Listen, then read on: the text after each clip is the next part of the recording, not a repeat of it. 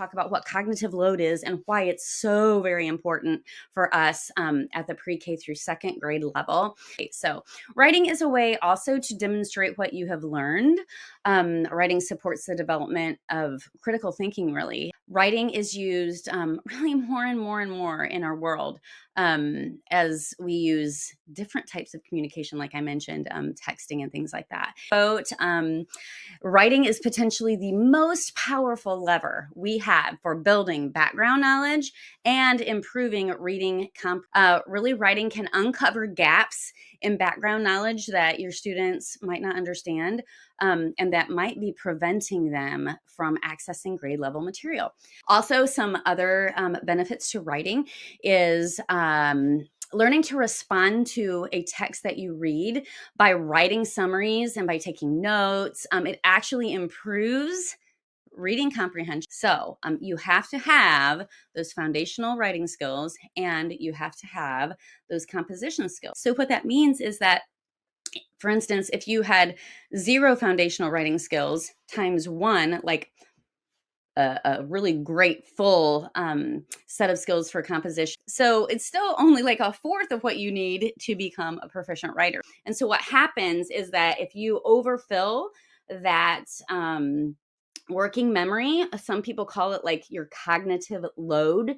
If there is too much information there, your brain kind of literally just like shuts down and kids will like freeze because it's too hard, right? So when you are learning to actually do the writing, you really have to work with and manipulate letter forms. And if you're repeating the sound at the same time, it's going to solidify all the information you need to become a better reader and a better writer in long-term memory. So when you hear me say that the brain is pre-wired for spoken, so if I'm reading to my child every day and having great conversations with them, they might have, let's say, 2,000 Velcro sticky dots in their brain because they know about 2,000 concepts or topics. And so that's why if you want to kind of level and then they took this model and these approaches and tested it in the classrooms to see if it would result in increased learning gains.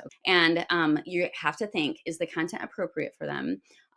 Is the information that you're giving them in manageable chunks? Because remember, working memory can only hold like, your goal is going to be kind of like 5 little pieces of information. So if you're trying to teach kids about a new topic and you're throwing like 10 new things at them, overload, they're not going to learn it.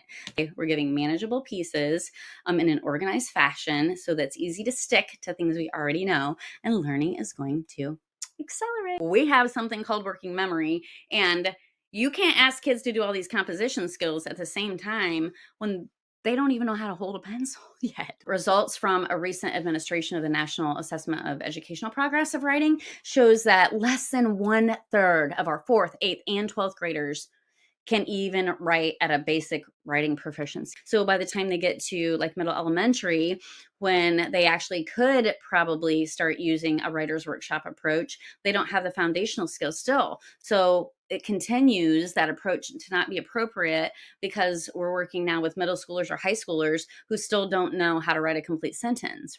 Also, in our nation, businesses and state governments spend more than $3 billion every year to improve the writing skills of adult employees.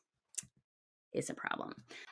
Yes, we did many lessons in Writer's Workshop and taught about some things, but I'll tell you, I had no idea exactly which skills they knew by the end of 3rd grade. We know some of the skills that they need to know, like end with a sentence, capitalize at the beginning, right? But we still have 5th graders who aren't doing that.